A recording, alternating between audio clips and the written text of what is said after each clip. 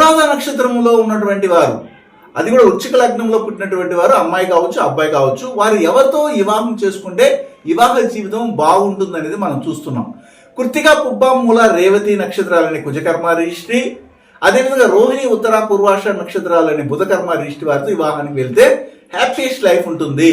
అయితే ఈ యొక్క 7 నక్షత్రాల కలయికతో రాశిపడి నక్షత్రం కానీ, లగ్న పాయింట్ పడి నక్షత్రం కానీ, లగ్నాధిపతి పడి నక్షత్రం కానీ ఉండగలిగి కానీ మీరు వివాహానికి వెళితే మీకు హ్యాపీయెస్ట్ లైఫ్తో పాటు మీ ఆప్షన్ కరెక్ట్ అని అర్థమవుతుంది. మంచి వారిని సెలెక్ట్ చేసుకున్నారని అర్థం.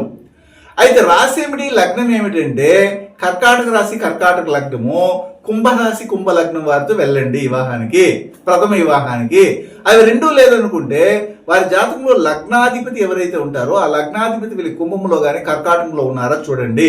ఇది హ్యాపీయెస్ట్ లైఫ్ని ఇవ్వడానికి అవకాశం ఉంటుంది. దాంతోపాటు 1, 4, 11 కాంబినేషన్, 1, 4, 11 కాంబినేషన్ ఉన్నటువంటి మ్యాట్రిక్స్ కాంబినేషన్ ఉన్నటువంటి బాబా సంబంధం ఉన్నటువంటి వారితో వివాహం చేసుకోవడానికి ప్రయత్నం చేయండి. అదేవిధంగా లగ్నములోనే శని అనే గ్రహము లేదా లగ్నాధిపతితో శని అనే గ్రహ సంబంధం ఉందా, అలాంటి వారితో వివాహం చేసుకుని అంటాం.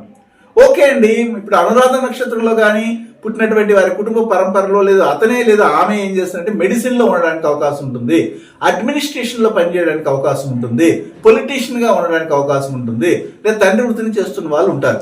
అప్పుడు మీకు రాబోయే భాగస్వామి జాతకం అయితే కంప్లీట్గా చెప్పేశాను. అయితే భాగస్వామి జాతకంలో మీరు చేసే వృత్తి కూడా ఉండాలి కదా, తప్పదు కదా.